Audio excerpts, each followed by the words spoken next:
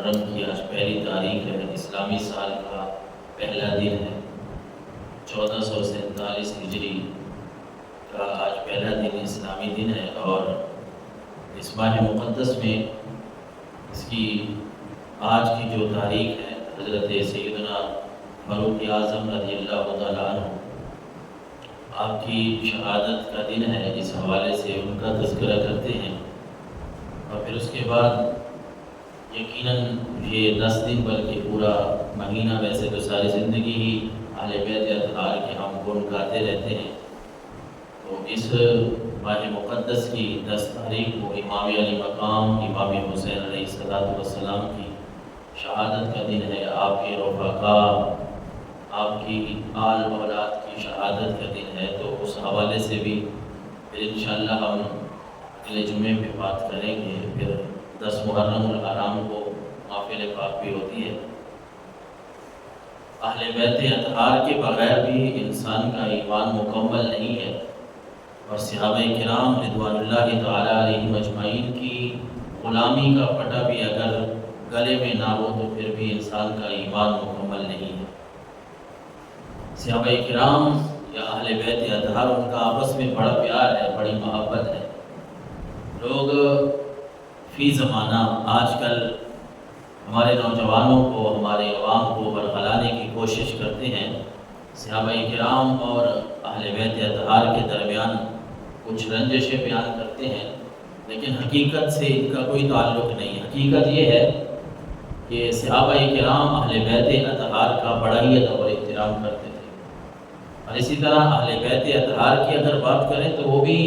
صحابہ کرام رضوان اللہ تعالیٰ علیہ مجمعین کا بڑا ادب اور احترام کرتے تھے۔ کیا یہ کوئی کم بات ہے کہ حضرت امام علی مقام امام حسین علیہ السلام، ایک روایت منقول ہے نا کہ آپ کسی جنازے سے واپسی پہ تشریف فرما تھے، تو حضرت سیدنا ابو ہریرہ رضی اللہ تعالیٰ عنہ، بہت بڑا مقام ہے حضرت ابو ہریرہ کا، آپ بزرگ صحابہ کرام میں سے، عمر میں بھی بڑے ہیں امام علی مقام سے، لیکن حضرت ابو ہریرہ رضی اللہ تعالیٰ عنہ اپنی چادر کے ساتھ حضرت امام علی مقام امام حسین کے پاؤں صاف کر رہے ہیں۔ یہ ایک ادب کا انداز ہے، یہ ایک ادب اور احترام کا نقشہ ہے کہ صحابہ کرام اور اہل بیت اطہار، صحابہ کرام یہ جانتے تھے کہ یہ حضور کے گھر والے ہیں، یہ ان کی بات ہو رہی ہے، وہ کبھی بھی ان کے سامنے نہیں آئے، ان سے مقابلہ نہیں کیا۔ اور اہل بیت اعظام بھی بہت ادب اور احترام والے ظاہر حضور کے گھر والے تھے، یہ کیسے ہو سکتا ہے کہ وہ کسی کے ساتھ مناسب رویہ اختیار کریں۔ تو خیر، ہم حضرت سیدنا فاروق اعظم، آپ کی جو خدمات ہیں دین اسلام کے لیے، آپ کی خلافت تقریباً کوئی 10 سال اور 6 مہینے اور کچھ دن رہی ہے، اور حضرت عمر فاروق رضی اللہ تعالیٰ عنہ وہ صحابی ہیں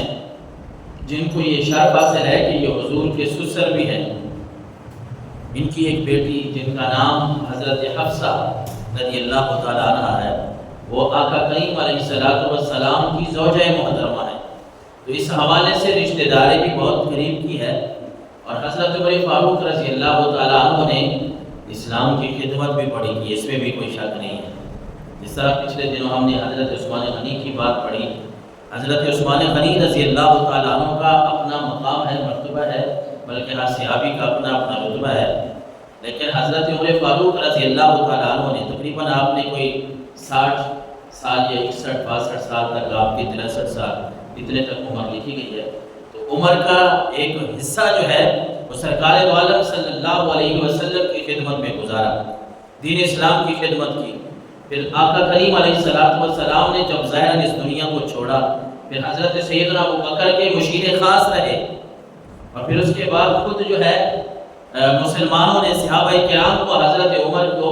صحابہ کرام نے حضرت عمر کو یہ عرض کی، درخواست دی کہ آپ کو خلیفہ بنایا، تو آپ بھی خلیفہ بنے، اور پھر لوگوں کو دکھایا کہ خلافت کیا ہوتی ہے، مسلمانوں کا، غریبوں کا، مسکینوں کا خیال کیسے رکھا جاتا ہے۔ میں اسی عمر کی بات کر رہا ہوں کہ آج مسلمان تو ان کا تذکرہ کرتے ہی ہیں، غیر مسلموں کی بھی کئی ایسی باتیں آپ کے سامنے آ جاتی ہیں کہ وہ بھی حضرت عمر کی مثالیں دے رہے ہوتے ہیں۔ وہ آپ نے واقعہ جو سن رکھا ہے، جو منقول ہے، کہ اگر کسی گھر میں راشن کی ضرورت ہے اور حضرت عمر رات کو جب پھیری لگا رہے ہیں دیکھتے ہیں کہ یہاں آپ گھومتے تھے گلیوں میں کہ کوئی بھوکا نہ سو جائے، کسی گھر میں اگر بھوک کی آواز آ رہی ہے تو آپ ان سے کہتے ہیں کہ بس آپ تھوڑا صبر کریں، ابھی جو ہے وہ کھانے پینے کا انتظام ہو جاتا ہے۔ یہ آپ کے بارے میں منقول ہے کہ آپ نے جب وہ کھانے پینے کا تھیلا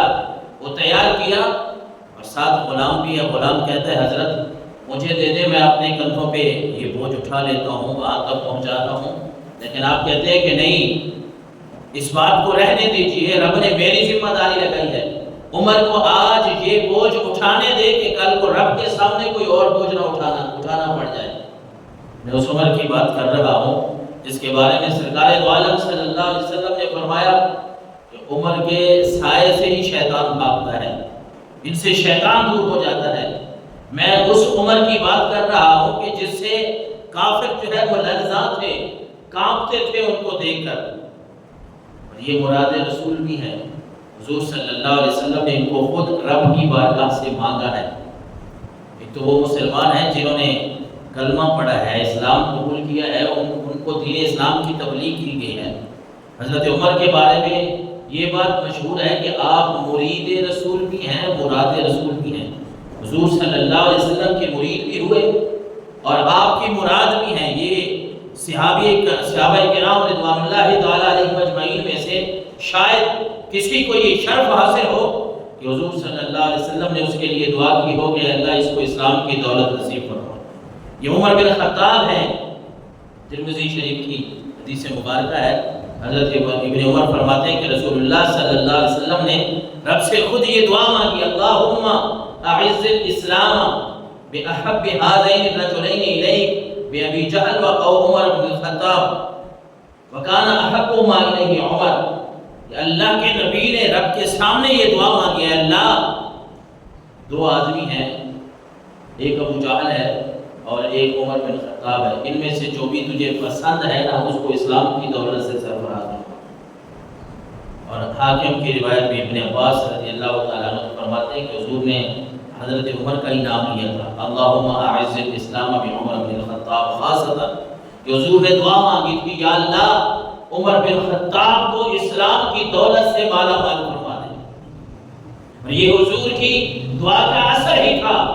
کہ جب حضرت عمر فاروق اسلام قبول ابھی نہیں کیا، کافروں کا مشورہ ہو رہا ہے، کہتے ہیں مسلمان آئے روز پڑھتے جا رہے ہیں، یہ دین اسلام کی باتیں کرنے والے ان کا کسی طرح سر کچل دیا جائے۔ وہاں مشورہ ہوتا ہے کہ کوئی جا کے انہی کو ہی شہید کر دیں، قتل کر دیں جو محمد ہیں، جو اس سارے قافلے کے روح رواں ہیں۔ اب مشورہ یہ ہوتا ہے جائے گا کون؟ کسی کی ہمت ہے، کسی کی طاقت ہے، کوئی جانے کے لیے تیار نہیں۔ یہ میں اس عمر کی بات کر رہا ہوں جس نے کہا کہ ہاں میں جاتا ہوں۔ تلوار اٹھاتے ہیں، لوگوں نے بھی داد دی، کہتے ہیں ہاں اگر یہ کام کرنا ہے تو صرف عمر ہی کر سکتا ہے، اس کے علاوہ کوئی۔ عمر اب وہ عمر ہے جو دل میں یہ بات لے کے نکلتا ہے کہ میں اس محمد کو آج ان کا میں نعوذ باللہ سر قلم کر دوں گا۔ یہ بات دل میں بٹھا کے نکلتا ہے، تلوار لے کے نکلتے ہیں۔